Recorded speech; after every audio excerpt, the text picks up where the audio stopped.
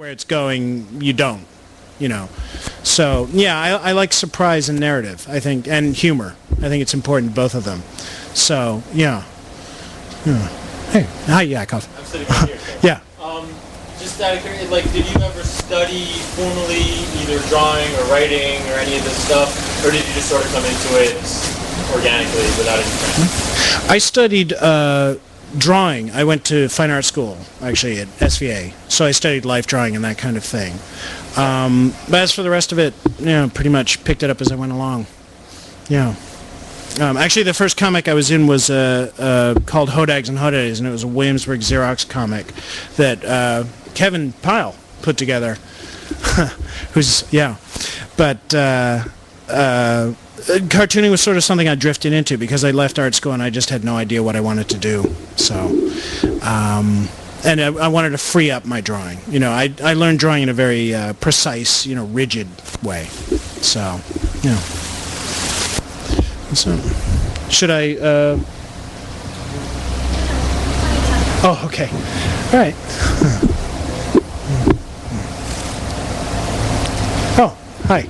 You mentioned being really fond of Tintin, which I think is probably a pretty seminal book for a lot of people, but yeah. I'm curious as to how that stylistic is very different from what you show. You show more of a kind of a 1950s curvy aesthetic in your work, and I'm kind of curious as to what really drives that aesthetic for you. Is it an aesthetic choice? Is it an intellectual choice? I think for me, it's about. Oh yeah, he's asking that the way my work looks, that it doesn't look that much like Tintin, which is called the clear line style. These very clean figures, and I think for me, it's more about drawing as opposed to stylistics. So when I'm working on a page, a lot of it is the drawing itself kind of being a little fractured and sort of something that it's hard to explain. It's the drawing itself is something that I'm kind of deconstructing a little bit while I'm doing it. So it's not so much about being a style, it's about being kind of the experience of drawing it, if that makes sense. I don't know if it does. Yeah. Huh? Anyone else? Hey.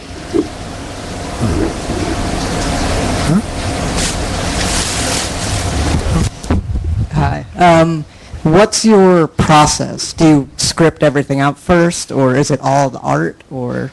Yeah, pretty much everything is scripted out first. It's about the joke. To me, it was also the direction I've taken is about the drawing carrying the joke and making the joke, stand, rather than the aesthetics and having it be, the joke comes second, sort of, to the narrative. So, yeah, for me it's really about the coming up with the joke and the idea that I think is funny and then trying just to carry it through in the art. Oh,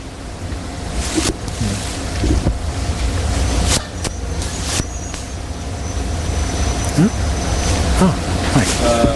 The message at times seems political, but you're able to resist targeting politicians. Yeah. How do you do that? I tell myself not to get involved. Yeah, I mean, I see what I'm saying as sort of political in a humanistic sense, maybe, but I try to stay away from the specifics of politics. For one thing, I think it tends to date the work. If you're in opposition to one thing and then it's gone, So politics doesn't interest me that much. Actually, one of the things I think I've really failed at, I did do an editorial cartoon for a year, and I just was terrible at it. It's really hard. It's really hard to do political cartoons, and I don't think I have that much to say, frankly, that isn't being said by other people better. So yeah, I'd rather keep it kind of timeless and just attitudinal.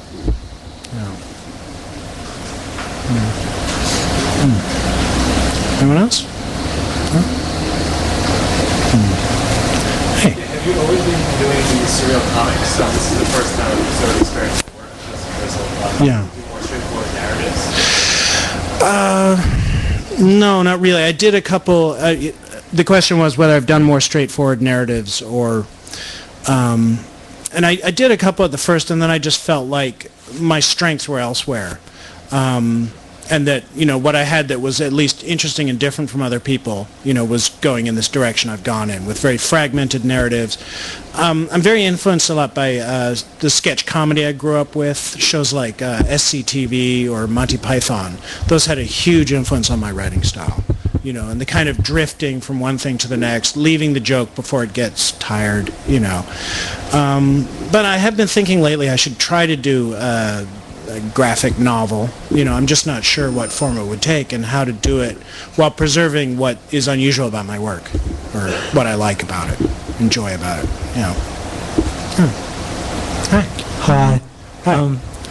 I was wondering how much being as prolific on Twitter as you are has affected the writing process, like the scripting, or have you workshopped things there or is it distinct and separate from the jokes that you're preparing for comics and stuff? I think you'll see a lot of that Twitter stuff in the next Thrizzle, or, versions of it. It's definitely a great place for working out a joke, and just the challenge of getting on there and having this idea you want to convey that you think is funny, and then stripping it down to those 140 characters. So there have been cases, like recently I was working out a bunch of ventriloquist material, that, ventriloquist gags, and just firing them away. And there's so many funny and sharp people on Twitter that the response you get is always, it really makes you try to be as sharp as you possibly can. So, no, I found it really great. I just became a dad a few months ago. So I finished this book and finished that 3D, not this 3D strip, but another one.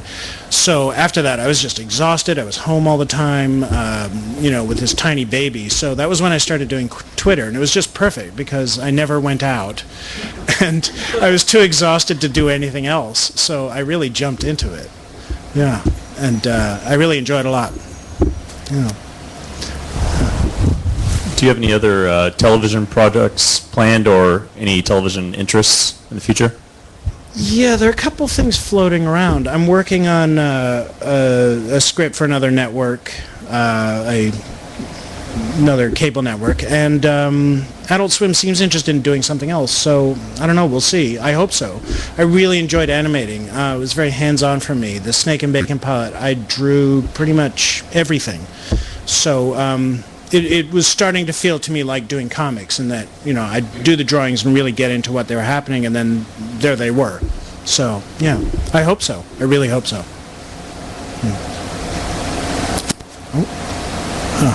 Sorry. My friend said that you had a long-standing rivalry with John Bon Jovi.